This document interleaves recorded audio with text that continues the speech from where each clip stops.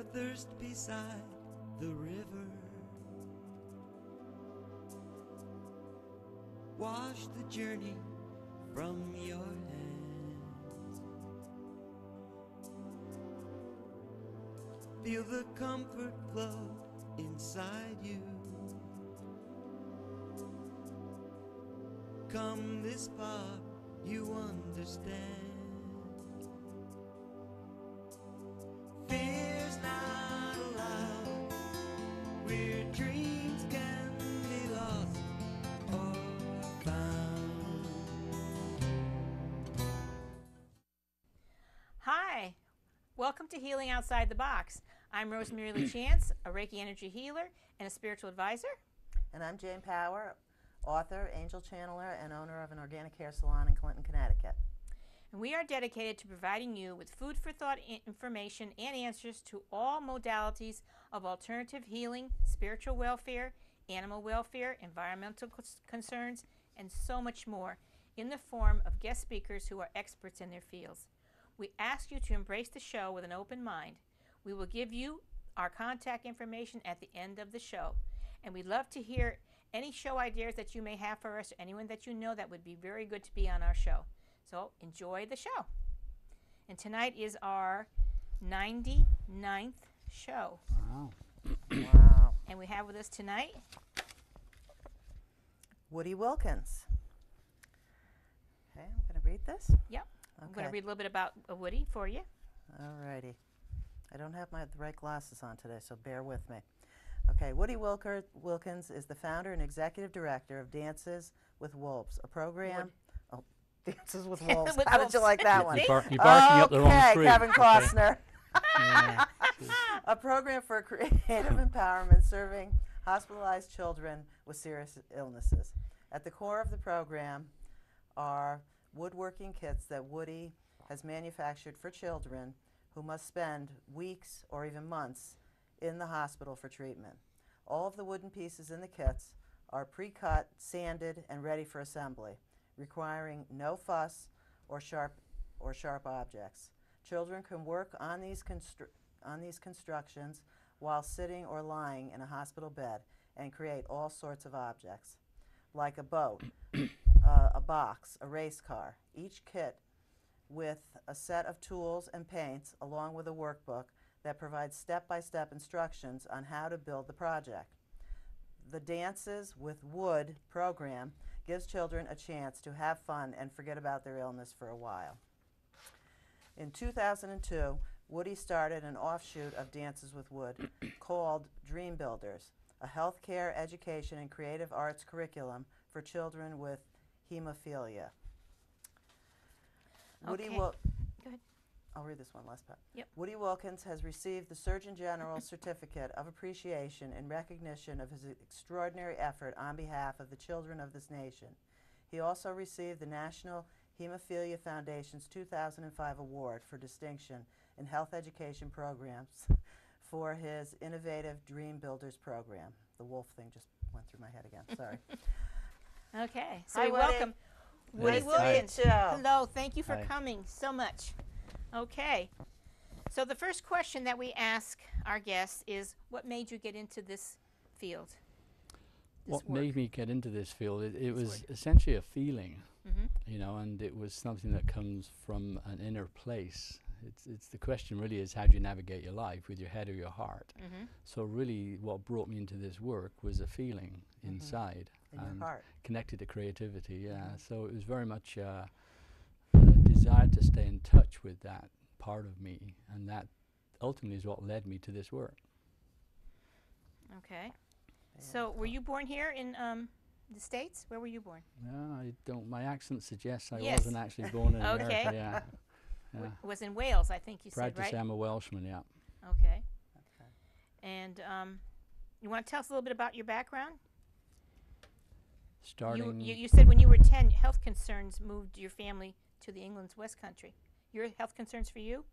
Yeah, as a child, I wasn't a healthy child, which meant as a result I went to doctor's visits and hospitals quite often. Mhm. And if you look at what helps navigate our lives, those early influences were very strong for me, because when you come out of a doctor's office, you know, it's one of the things my mother always did for me. She bought me a coloring book. So I'd go home and I'd use art to help bring me back to a place of who I was as a child. And then I'd go out in the garden and I'd have an old hammer and I'd pound on a log. Because creativity for me as a child was the access back to that kingdom within me. And that's really the beginnings of this work. That's right. My mother used to buy me color books too. Whenever I'd go sick or with the doctor. You're right. Just remembered that. She'll love to do that. We ask you these questions because there are people out there who might have had a calling like yourself, you know, and people who don't know what to do with it, and you know, and they can identify with you. So that's why we ask you a little bit about your background and how you got started. So it says here that you continued in college in the UK and you began woodworking ventures as an apprentice cabinet maker. Yep. Eventually passing the City and Guilds of London's Institute, full trade qualifications, and ascending to the level of master cabinet maker. That's great. So a little bit more. In your early 20s, what did you trained as an industrial engineer and worked that role for about 4 years? These are all things that you told us. All right, so what does Dances for Wood do for a child with serious illness? It provides an experience where a child actually is allowed to do two things.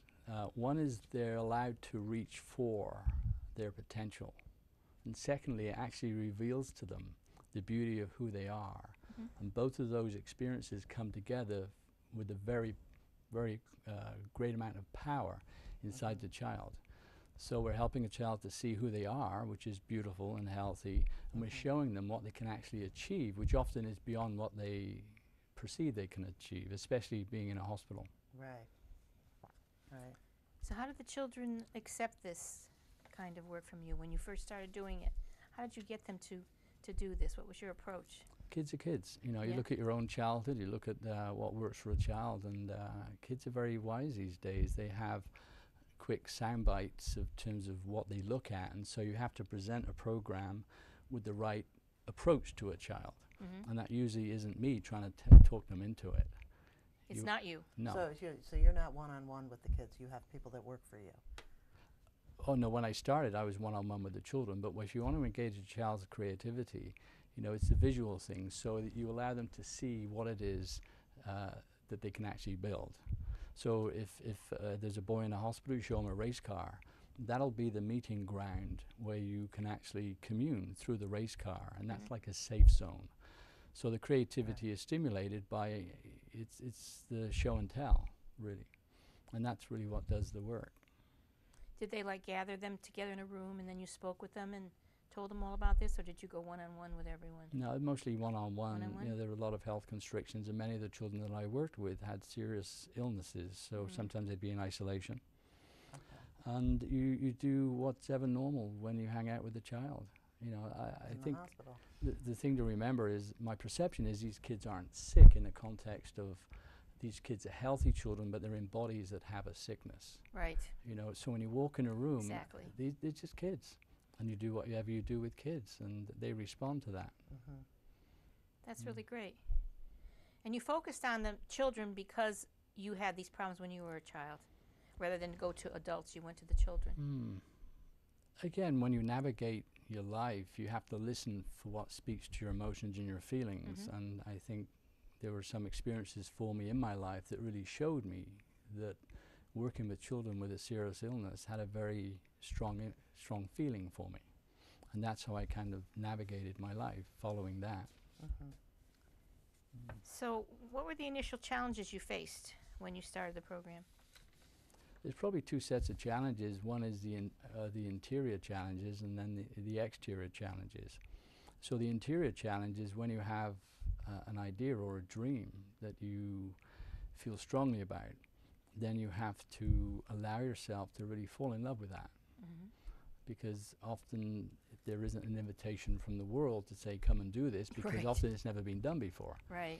So the first part of the challenge is really allowing yourself to fall in love with it as it is, and not have your own negativity push it away because it isn't something that people say, oh, let's do this. It's like they go, what are you gonna do? You're gonna work with woodworking in hospitals? And so you have to really have a strong connection to the love you have for that original vision. And that really is the driving force. And then beyond that, the second level of challenge is how do you bring it into the world then? How do you make it work on a nuts and bolts level?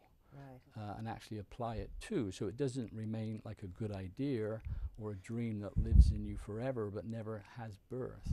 So the key then is you have to really be very practical in how you take it into the world. Right. So there's two sets of challenges, and then obviously with the second set of challenges is a program like this. How do you then introduce it to a hospital? How do you get funding for it? Things of that nature. All that. Exactly. How Yeah. were you received when you brought the idea to the hospital? Yeah, it was a curious response. You know, Really? I remember What are you, crazy? Yeah, I had a meeting with a wonderful administrator probably 15 years ago who was a nice lady, very good at her job, and she's looking at me as if I'm from another planet. And she said, "But the children upstairs," she said, "they're sick, they're in bed, there isn't a wood shop up there." I said, "Okay." You know, and the actual idea of using woodworking was really outside the box. Right. Yeah. Very outside the box. And then you really have to follow your heart and find ways then to incrementally introduce it into a culture. There's a very caring, driven, high-speed culture, and you have to, you know, really learn how to respect that, and then you look for how you bring it into a sort of vibrational balance so it can actually function. And then you go through all health and safety protocols. I spent 3 months in the early days going through health and safety protocols. Wow. Yeah, I met with 9, 10 departments who all had to vet the tools, the screws, the processes, and everything. It's very intense. Everything had to be a certain amount of sanitary, right? Yeah. To be- Absolutely right. Yeah. Yeah. Now, why did you call the program Dancing with Wolves? Woods. Why do You I and wa- your what wolves. is it I with the don't know. wolves? Well, she's having a good time with this, isn't she? Yeah. She's playing it out. Well, actually, I can save you with this because the actual name originates. I was in a sauna 20 years ago up in Maine, and there were other people in the sauna, and we were talking about this, and they said, "Well, dances with wolves, dances with wood. Why don't you call it dances with wood?" Oh, wow. So it's okay to, Okay, to thank you. There connect you it to go. that. Saved. But essentially, when you look at what it does, you know, the word wood is very obvious, and with wood.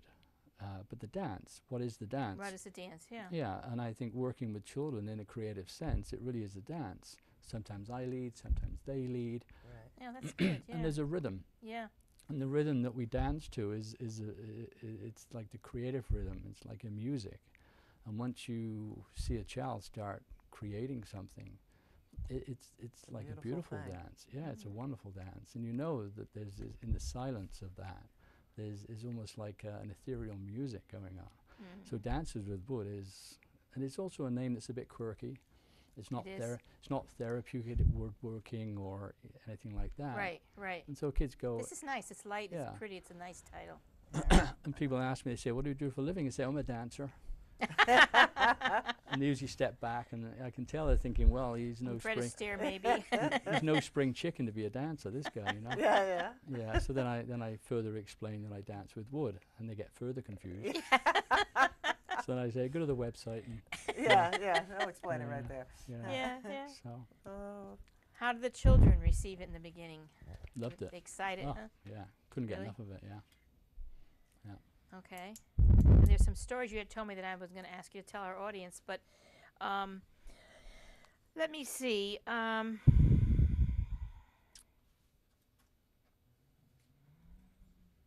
You mentioned that this program heals and restores the spirit. Mm. What do you mean by that? Well, if you take cancer as an illness, for example, you know, we see it initially as a physical illness. But essentially, from my perspective, there's two levels to the illness. There is a physical illness, but there's also a form of illness that affects the spirit within the body. Yeah, that's And true. that's the psychological and the spiritual side of the child. And it's the worry, the stress, the negativity, and the diminishment that occurs for the spirit. And I think this is with adults as well. So the key in how you approach cancer is we know now more than ever the correlation between the actual body and the thoughts and the emotions are very powerful, and they're very interlinked. So the importance of focusing on the actual spirit which this program does, really supports and helps to really empower the healing process that goes on within the body.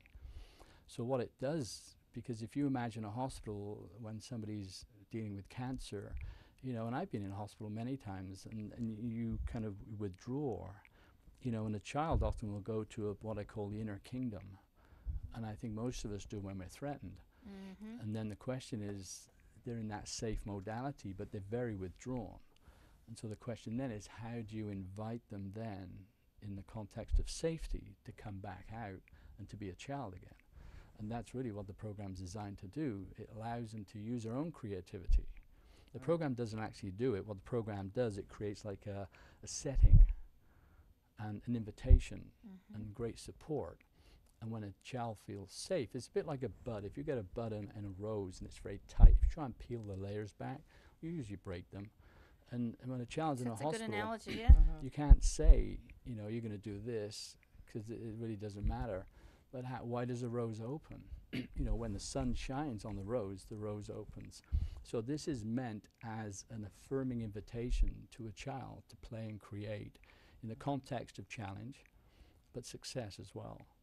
And that process of actually engaging in something with your hands, with your mind, using your will force as well, which is really important, to engage your will. So when you use tools, you're activating your will force. And that's part of the essential need that anybody has if you're going to reclaim your health. Because without your will force, ain't a lot going to happen. It's true. Exactly. A lot ain't going to happen, rather. So the process is designed to help a child come back into their sort of power state, which is a creative state, which is, and in that process, it helps heal and restores the spirit. And it displaces a lot of the fear.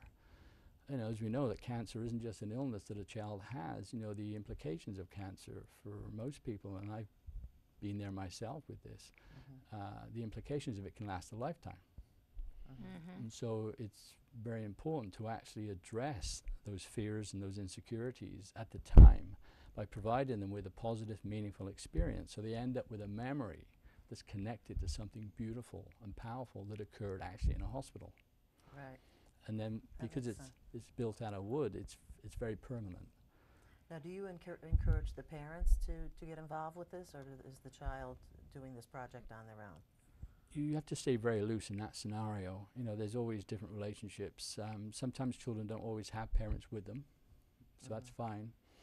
From an ideal perspective, I like the parents to really enjoy themselves and relax and perhaps observe and watch their child really access something very powerful within them. Often parents say, wow, I had no idea that they had that amount of energy, or they could actually do that. The parents end up surprised. But some parents really want to participate, and I think it's great. Painting, often they get enlisted to wash the paintbrushes and things like that. Yeah. You know, and younger children too. You know, you ask, well, what age can a child start doing this? I have 4-year-olds doing this, but it's sitting on the lap of the parent, and the parent's guiding it, and so there's a wonderful interaction going on, and the parent is given something meaningful, and at the end of it, they end up with this beautiful treasure. It becomes a treasure. It does. Exactly. It does. Yeah. Can you please Very share nice. with us some of the turning points in your adult life that brought you to this path? There was an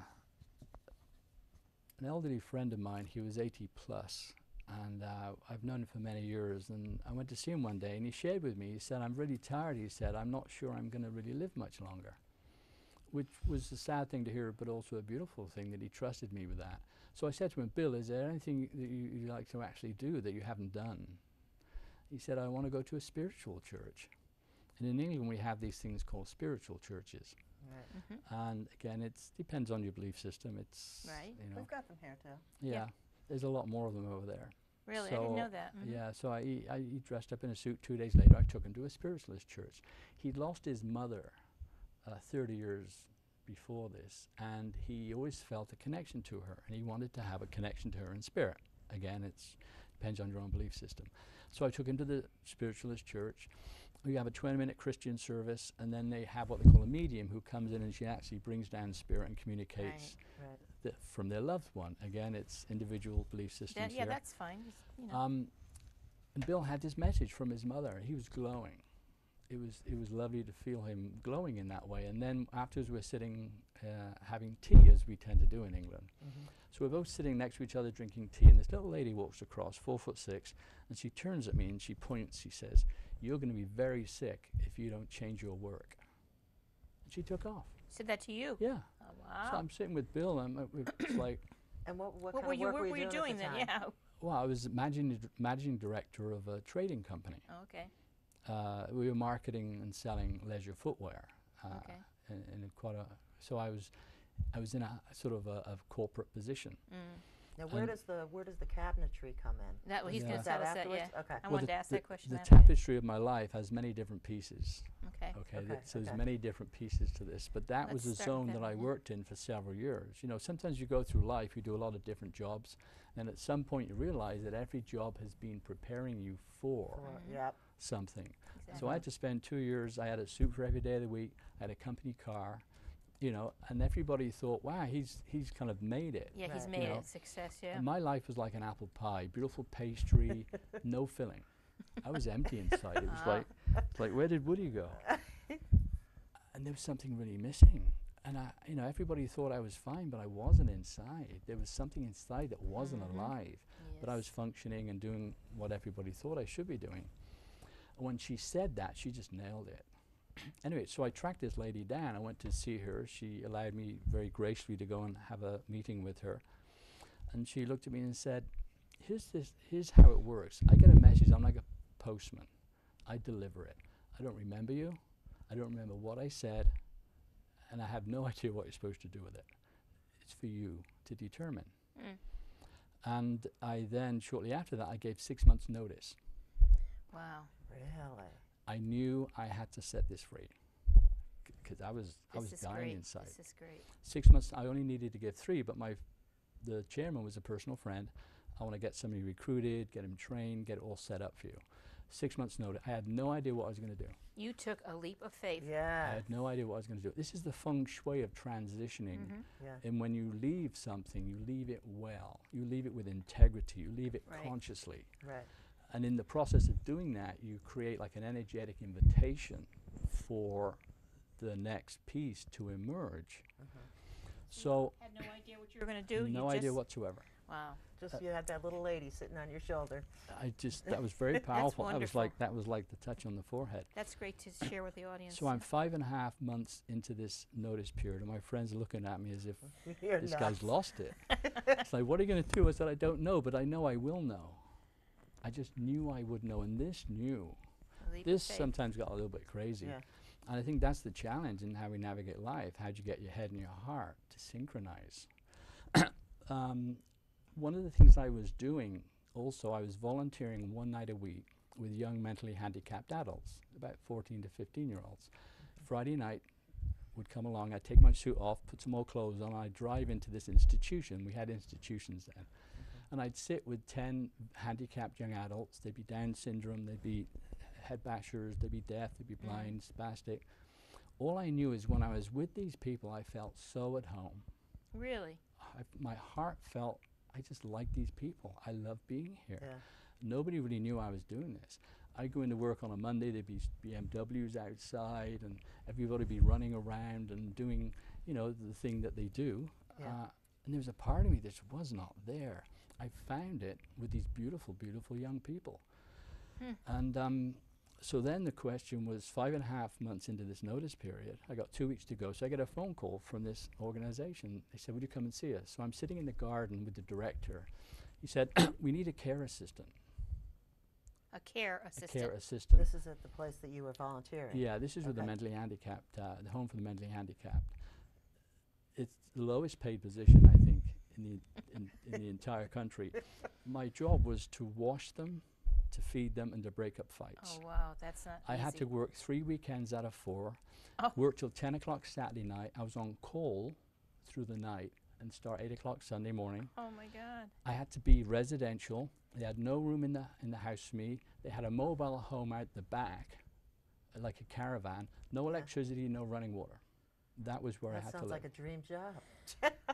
I'm sitting in the garden and I can feel it now. And he was telling me about this. And my head was like going off with fireworks, going, oh, what is this? You're doing what? My heart was going, yes, this is the next piece. This is so right on. Yeah. So I gave the company car back. I moved into this caravan, put an extension lead in for lights, and it was one of the most magical things I've done in my entire life. It was like Wow. homecoming, Yeah. you know. Amazing. It's a bit That's like I was amazing. driving along fields and all of a sudden I found I-95. Oh, this is a highway. I'd been all over the place. Wow. Then I had direction. So I began as this care assistant, and I fell in love with these young people. They were teachers, very wise teachers. And they had a wood shop there. But the person who ran the wood shop actually was the father of one of the boys, and he'd been there since it opened, and he was going to be there forever. After 3 months, he decided to leave with his son and go back up north. So they said, would I run the wood shop? Before this, I'd actually taught in college. I did my teacher training in college. So I used to teach in college as well, cabinet making, carpentry, and joining. You did. I was going to ask you about Okay. your background in woodworking. Yeah. So I'd been in a college environment. I didn't quite fit. I respected it, but it wasn't, it just wasn't a right fit for me. And this here is a wood carving, and this is what I always loved to do. It began when I was just a child in the garden. And when I trained as a cabinet maker, I was always told by the guys used to say, you're wasting your time doing this. You should make kitchens, make cabinets. You're never going to make any money doing this. Hold it up straight so they can Yep. take a good look at it. Um, And get a so close-up on that. What kind of wood is this? it's a basswood, softwood. Beautiful. But the value of this is Wow. that when I was a child, there was that impulse to create, which kept coming up. It began with a log, wood carving. So here I am being trained as a cabinet maker, being told by everybody I'm wasting my time doing wood carving. Right. It has no value for anybody. Okay. Again, you don't always listen to the messages you get. So here I am now being invited to run this wood shop for these profoundly handicapped young people. They cannot cut a straight line and they can't read a drawing. Guess what they can do? They can wood carve. I built a bench in the woods and we used to carve with them. Wow. And they built lamps for their bedrooms. Wow. So if you look at the journey Yes, to of see how everything. you track it. And so this came back into my life. And what this represents really is a sense of connection to a creative pulse. And I think it's in every human being. For some of us it's stronger, for some of it's less, but it's in everybody and everybody has it. The question is, how do we help each other to really be in touch with it and to live it, which I think is a big challenge. Well, the biggest thing is this world makes everyone stay so busy. Yeah. So busy just trying to keep Right. their head above water and make money, and they don't have Right. time to tap into that. Even though they, Yep. I've heard I'm many one of people them. say, there's something missing in my life. There's Yeah. something missing. I had a client today that said that there's something missing, and I know that feeling. That's why I started my journey. So Right. I know exactly what you're talking about. But this is what happens. So many of you Right. people out there want to do this kind of thing, but sometimes you have to give up something to get Well, something. Fear keeps us from And not doing it. that's what Woody did. Nice point. So here I am now in this situation, actually teaching wood carving to these lovely young adults. During this time as well, I started studying Waldorf education, Rudolf Steiner, and that was a philosophy about life, about people, about education, and it gave me a bigger perspective on the whole world of teaching. The other experience that occurred for me a few months prior to this, I was in a bookstore in London, and it was in between meetings. It's Foyle's bookstore, and I love to go to bookstores. So I'm in a bookstore, and there was this bargain basement. So I'm wandering around the bargain basement, and this book kind of jumped at me, and it kind of attracted my hand, and it was a book by Elizabeth Kubler-Ross. Oh yeah. A book called To Live Until You Say Goodbye, which isn't the kind of title that you would usually pick up. So I picked up this book and I couldn't put it down, so I took it home, and it was a series of black and white essays about the end of life for adults and children. And I read this one story about this little girl who died of a brain tumor in her mother's arms. And I was probably then in my early 30s, and it broke my heart. It was like an egg being cracked. Nothing in my life up to that point had ever shown me those tears existed in me. And it was as if there was a timing in my life when that was going to occur. When that one experience that began in a bookstore, looking for anything other than what I found, I read that one story, and that was a moment when a light went on, and it opened a part of me that had been waiting to open. And that's the point I knew that that was the actual population that I was destined to work with. And everything I'd done prior to that, the cabinet making, industrial engineering, I've done so many different things, they all came into a useful scenario that worked for this actual program. Up to that point, I had no idea what all these different things I'd done were for. That's the way it happened to me too. It leads you, and you have to follow Yeah, that you lead gotta and not be follow it. afraid to follow that lead. That's exactly right. Yes. You know, The pieces of the puzzle. that's exactly right. So that experience by a friend who was wanting to do something before he actually was going to leave this earth Right. triggered this course of events and all these other things. And then ultimately, I tracked Kubler-Ross's work. I wanted to read all about her work. I was fascinated by it. Then I needed to meet her. So then I went to a workshop in Northern Ireland when she was doing workshops. At that point, I was living in the home. I bought a motorcycle. I went on my motorcycle to Northern Ireland to meet her. I got to know her and her friends, and that was the connection that ultimately brought me to America to do this work here. That, they wanted you to do it Yeah. here. When I say they, I'm talking about, you know, Spirit. your spirit, your Yeah. guides, your teachers. Yeah. They wanted you to do it here in America. Yeah. That's wonderful. And you went with the flow. I mean, that when we don't do that, we miss out on so much. We just postpone Yeah. Right. our destiny, you Right. know? Nice way of saying it. Yeah, it is. And so many people, and myself included, in different times in my life, if you don't listen to that inner voice, you end up regretting it. A lot of people don't know Very how much. to hear that inner voice. Yeah, if they don't know how, okay, you don't. But if you hear it and you ignore it, you miss out on so Some much. people That's just your don't know life's what work. it sounds like. Yeah, I guess. Because like you said, you know, The crazy noise world, the and the crazy noise world in the we head, live in. yeah. Keeping people busy all the time so they won't be able to do these things. This is not what we're meant for in life. Right. We're meant to help one another and love one another and care for one another and grow spiritually until we become what we originally were, divine children of God, period. That's it. So your work is just fascinating. So you've had all this experience and you started here. So then what did you do when you came here? When you came to America, how did you go about making your plan come true? Well, sometimes clues are set for you. Mm-hmm. You know, there's, for example, one of the who became a friend that I met who worked with Kubler-Ross. She lived in Connecticut, and she worked in bereavement, things of that nature. She knew about my work in England, and she was the connector that brought me over here. She introduced me to the Hole in the Wall gang camp, and then I began my path in this country. I came for 3 months, and the 3 months has become 24 years. Now, can you explain what the Hole in the Wall camp is? Yeah, it's a fabulous organization. That It's run by Paul Newman, isn't it? Or it was? no, Started by it was Paul founded by Paul Paul Newman. Yeah, That's right. it's a fabulous organization that cares for children with cancer and other blood-related disorders. okay. Yeah, they do amazing work. So Yeah. that's where you were led. That was part of my journey too. I was meant to spend some time with them, and that was preparation as well for when Dances with Wood began 12 years ago. Then I was like, okay, now it's me. I've had my preparation, I had my training, as it were, Right. from the universe, and now it's time to actually follow the next piece for me, which is working directly with children in hospital. You know, I've told you this before. You remind me of the man Robin Williams played in the movie. What was Patch Patch Adams. Adams. it? Patch Adams. I know him. I met You him. remind me of Patch You Adams did. so much. Really? love that I did a movie. skit with him. Oh, really? Did you really? We were doing a conference in London 25 years ago, and he was the main speaker. I was the warm-up guy, and it was about humor and healing. And I had this egg ritual that I did. I said, "There's 2 eggs here, a plastic one and a real one," and I had the audience check to guess which was which. You see, and then he cracked it over my head. So, yeah, which he kind of enjoyed. Yeah. Yeah. I'll bet you.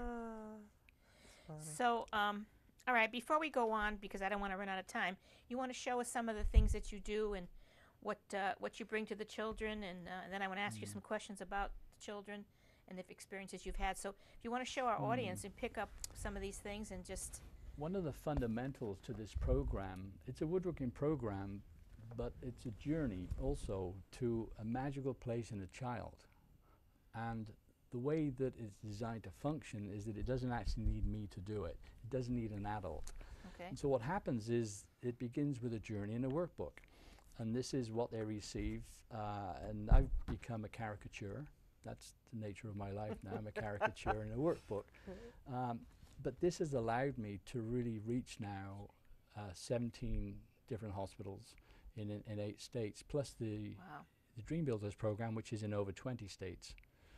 And so this format now, it's like taking me away, put me in a book, and this is what goes to a child, and this becomes the companion to a child.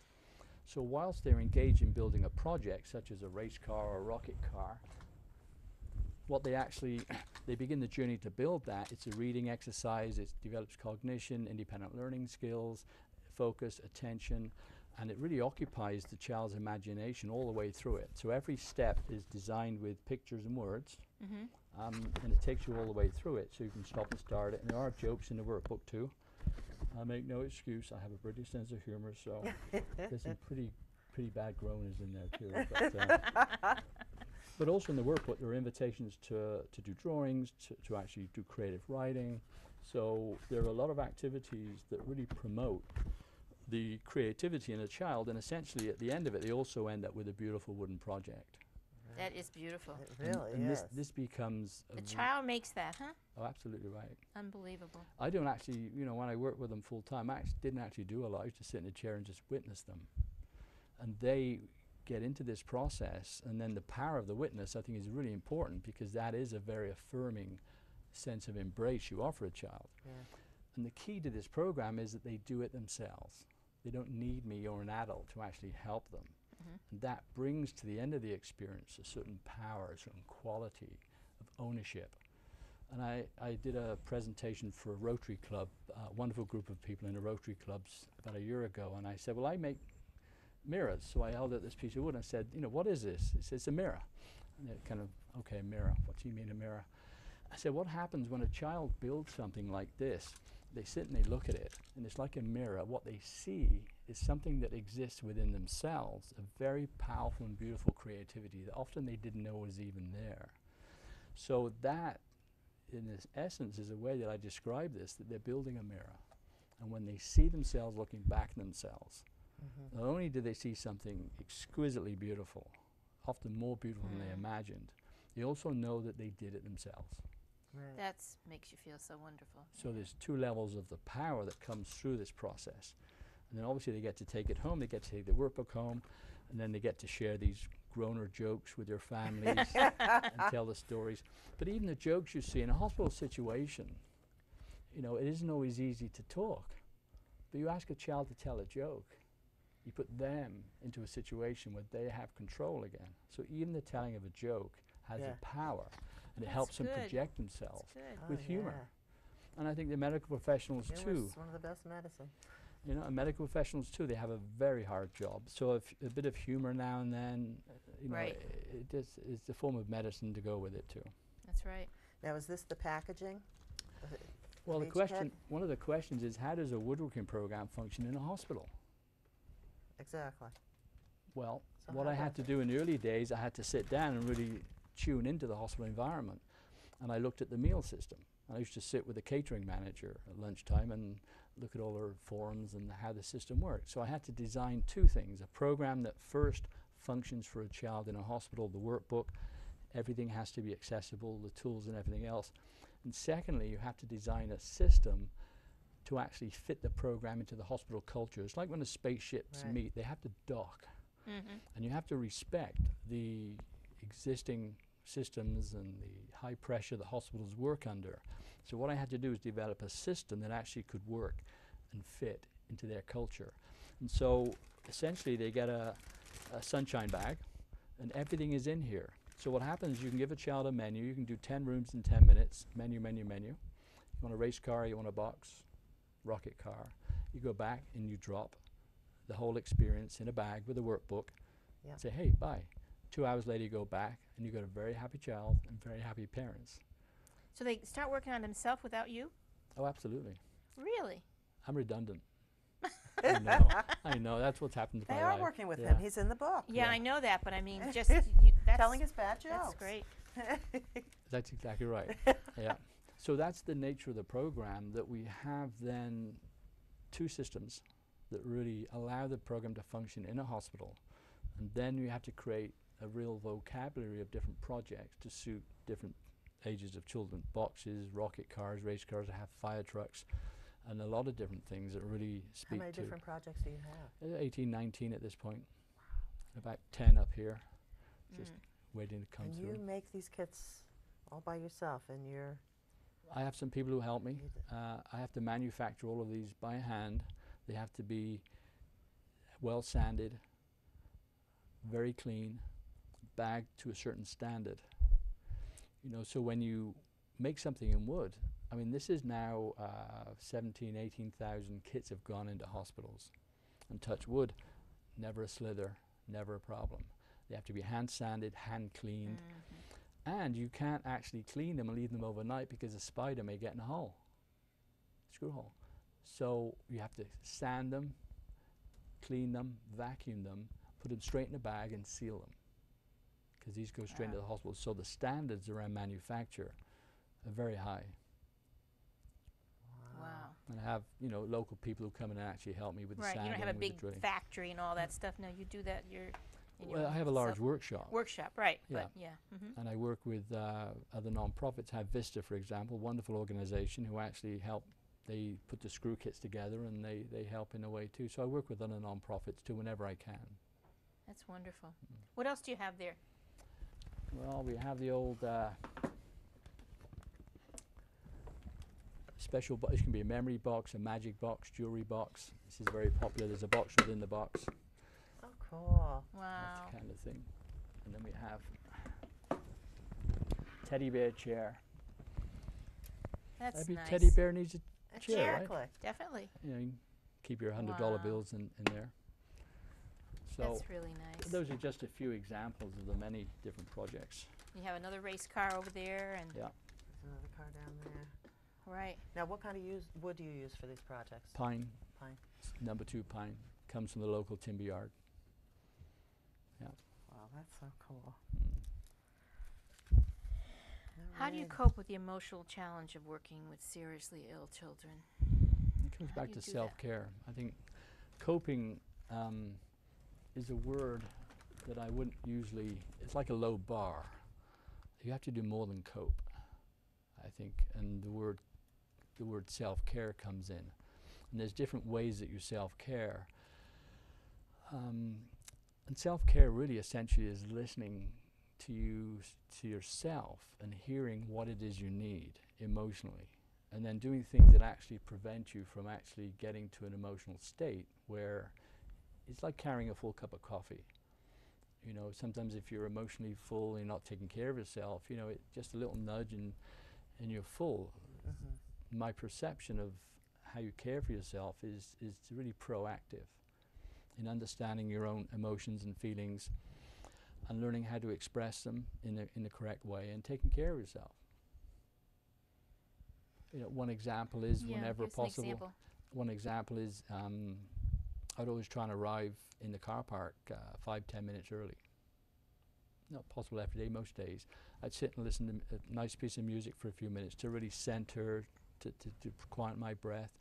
So I'd walk into the hospital with some sense of peace inside me. And then when you drive away at the end of, 5, 6, 7, 8 hours, then you listen for what you're feeling. And whether you go for a walk, whether you go home and journal, you go to relax, or whether you need a movie and a glass of wine, you have to listen for what it is you need and take care of yourself.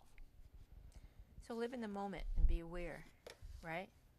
Be aware of yourself. Like Yeah, you and just be said. very proactive. It's a bit like a bank. If a bank doesn't have any money, they really can't lend money to help other people. And energetically, I think working with children especially, the key is you need to really take care of yourself. So when you're there, you're present and you're full. And you're not engaged with your own needs. And that's, I tell people sometimes when they ask me, I say, the way to help these children is not to try and help the children first and foremost. Take care of yourself first, then you have a lot more to give. Yep. Yeah. I have a couple of very important questions to ask you, but before we go any further, you had told me a story about a boy who made a gun and what he did with that gun out of wood. Right away you think, oh, gun's not a good thing, right? So can you tell the audience that little story? That's a journey of a child's creativity and responding in a positive way to what that child was calling for. So the backdrop to that is he wanted to build a pirate ship. So Okay. we'd been working on a pirate ship for about 4.5 weeks, and he was the captain. And I give him a colouring sheet, and he really takes on the persona of this captain, you know, 7-foot grizzly captain, because art is such a wonderful experience for a child. And so the pirate ship is large, it's cannons, it's very powerful. And this boy had been in isolation for about five weeks now. And so I walked in one day, and he was sitting up in bed. Often he'd be asleep or under his sheets. He was sitting up in bed waiting for me. And he watched me go around the bed, and I sat down, and his big eyes were... He said, "Woody, I want to make a gun." Okay. So it's like, this is new. You know, and I never respond with a no straight away to any child, but you need to listen for what they're really asking for. Okay. So I'm looking at this little boy, and he's looking at me, and I'm seeing my end of life, end of career experience now. It's like it's happening in this 2 seconds. They're coming to take me away. You know? So, but there's also this moment is very powerful on the mother's bedside, and I let go of the experience and try and trust what was happening here. So I asked the mother. I said, "Well, what does chemotherapy do?" It's just a question that came out of me, and she said, and she knew I knew what it did, but she said, "Well, it kills the cancer," and I needed that answer to come from her. And so I said, "Well, what do you want the gun for?" He said, "Well, I don't know. I just want to build a gun." He was a pirate, wanted a gun. Right. So I said, "Well, if you actually built a gun, would you be open to using it to kill your cancer?" He said, "Well, I don't know." I said, "Well, I'll show you."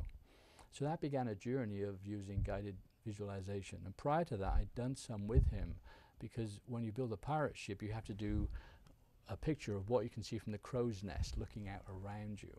So I've been using visualization with him. You close your eyes, you go inside, you breathe them down. What can you see? And are there birds? Are there clouds? Is there the ocean? And then you put it on paper.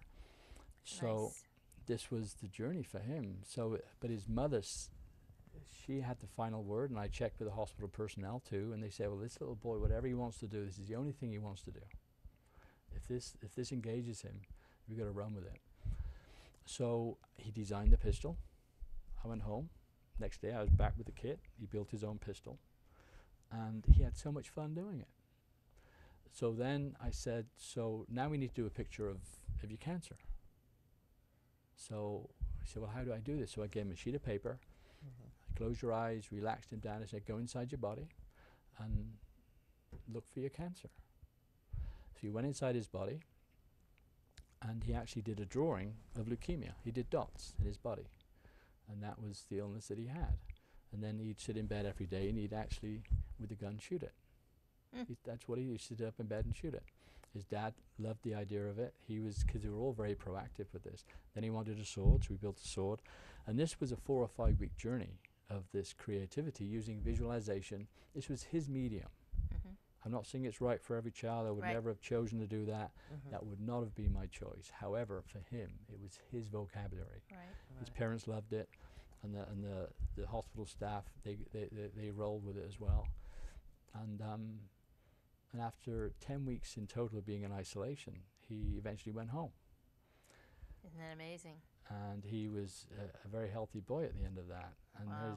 his father actually emailed me about 6 weeks after he went home and said, "Mark, Billy is doing really well, and you need to come and visit him." And he said, and underneath the email he put, "Must have been the sword cutting up the cancer." That's an example of how you can use creativity for a child in visualization. That's wonderful. Again, it's not everybody's modality, but for this little boy in this setting, That's perfect. it worked. Now, do you have a vision for Dances with Woods? There's a vision is two things. It's part of what I see in the future of it expanding, hopefully around the country. Part of the vision also is to be able to hear what may also occur as I follow that first part For example, if I'm going to have a vision to cook dinner, I have a vision of going to the supermarket to buy vegetables. I'm driving down the road and I see a market stall over there. Oh, I go over, instead of buying a cabbage in the supermarket, I see a garden center and I buy lettuce and carrots and everything else. So I end up with a better dinner than I would have had. And a vision for me is I have an initial vision, but the vision is bigger than what I can see, but I don't know what it is yet. And as you start moving towards it, so you listen and so you're given the clues. So the vision is two things. It's one, yeah, I do have a set of concrete ideas that I think should be unfolded. Also the vision is to really listen for what people are asking for. And that's the dance again. What is needed here? That's true. Okay, how about in your original vision, you said that you wanted to provide the program free of charge to children and their families. Now that you have served over 17,000 children, how are you able to support this work? That's one of the bigger challenges of this work. Most of the hospitals I deal with do not have funding to actually support this work. So it means I, as a non-profit, a 501c3, we have to go out and actually raise funds from caring individuals and foundations, and we write grants. And that's the hardest part of the work, actually, because the vision was always never to have a family pay for this. Right. And for the last 12 years, 17,000 families, nobody has ever had to pay for this program. Wow. That was always the vision. That's really great. So we got to get the word out there. Do you have any words of inspiration to share with any of our viewers who have a vision that they would like to manifest? You can take your time. From my own perspective, there's many things you could say to this, but love it to begin with. Love it as it is, and hold it in a place that's dear to you. Your vision. Yeah, and you need to protect it and be careful who you share it with at what time. But also be wise enough, you know, it's not about changing dramatically how your life is going. You know, for me, I was able to change and move in different ways. Not everybody can do that. Sometimes there are commitments, there are financial commitments, and it's not possible to just drop everything and go and follow your vision. And I think that's the wrong message. But if it's for 1 hour a month, if it's art, piano, creativity, if it's one thing, try and do it just a little bit to start with. Listen for what it is, fall in love with it, and just start very incrementally a relationship with that. And then it'll call you, and life will begin to change for you. And you'll see little invitations here or there. And gently it'll evolve into your life, but it shouldn't be damaging to your balance of your life now. You have to be very attentive to that. Just don't drop everything and jump into something. Like, just look, have what you just said, and then look for the signs, look for the doorways, look for the roads, the paths and things that happen, right? Is that I what you think mean? some people may need to drop everything, you know. You think? Oh, it happened to me. Yeah, I know. My journey was, I'm done, move on, I'm done, move on, I'm done, move on. Other people, it isn't so easy. No. You know, if you have a family and you have responsibilities or elder parents, you have to really honor that part of your life, because that's a part of it too. But maybe find those small windows where you can actually get in touch with that, which is inside you. And I think that's the important thing. Right.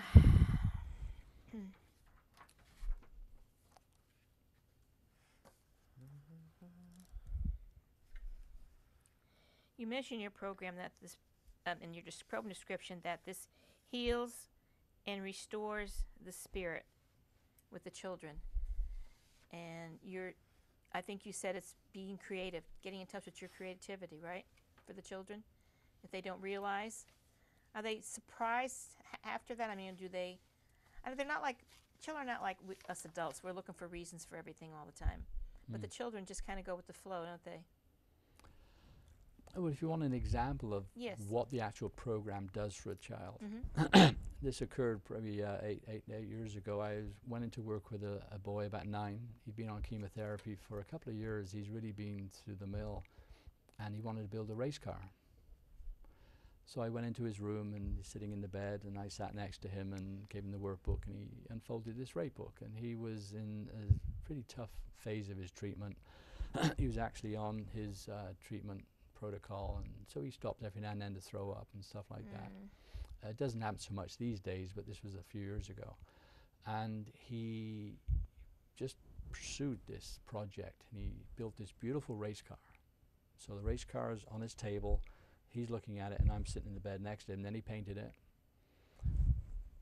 I said probably less than a dozen words, and I'm sitting there quietly witnessing this process go on.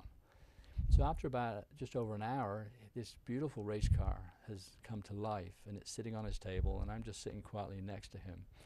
And out of the corner of my eye, I can see he starts to nod his head. So then he turns and he looks at me, and I look at him, and there's these big old tears coming down his cheeks. He looked at me and said, "Woody," he said, "I had no idea I could do that." Now, if I'd have said to him, "Go to the window, open the window, jump out, you'll fly," he probably would have done. You know, in the sense that he came to that moment in himself where he suddenly saw how big and how beautiful he was. And that, in a way, is the greatest way to explain what this process does. You know, I mean, I have so much respect for Olympic athletes, but a child in this situation that engages in that kind of process, in that environment, they're on the level of the top performers, and you can't but not have courage. And We have about 1 minute left. Can I ask one more question? Yeah, 1 minute, Can you tell us a little about the Dream Builders, which is the offshoot of the Dances That's an with example of when you have a vision and something comes in that steers you. I have a friend who's a social worker in Michigan, and she said, I work with bleeding disorders, but we need to educate them. So together we created this idea around bringing education into the woodworking. So then I founded this new program, Dream Builders, an integrated healthcare education into the actual process. And this summer alone, I have 900 kids enrolled in a program in 8 states. Good. All right, we have to close right now, but there's certainly a lot more questions and a lot more that you do, and I'm hoping that we can have you come back again. We'll have to talk about that after the show, okay? So we're going to give our viewers your contact information where they can contact you if they want to volunteer or support your work or anything else, okay? So to contact information for Woody Wilkins is Dances with Wood, and it's woody@danceswithwood.org, his email address where you can reach him, and he will answer you. And to learn more information about this show or any of our past shows, please contact us at healoutsidethebox@yahoo.com, or to reach me, Rosemary LaChance, phone 203-627-7966, or please go on my website, www.rosemarylachance.com, where you'll find all the shows we ever did, all the information, and where it's playing. And to reach Jane Power, my phone is 860-664-0174, or my email address is janepower@hotmail.com. and we're also on Facebook under Healing Outside the Box, where you can go, write messages, leave notes, have a discussion, anything you'd like. Please visit us on Facebook. Okay, our quote for tonight is from our Book of Courage. When you feel sad for others, wanting to alleviate their suffering, remember that nothing happens randomly. It is more like a carefully orchestrated play in which many have chosen to play very dramatic roles in full awareness of their part in the whole. But observe it with compassion and not with indifference. Okay, thank you so much, Woody. Okay. Thank you. It was a wonderful show. Thank you. Thank you, Woody. And we'll My see you pleasure. next time. Good night. Night. Have a good night. Good night. As you look out through the window to the world you have made,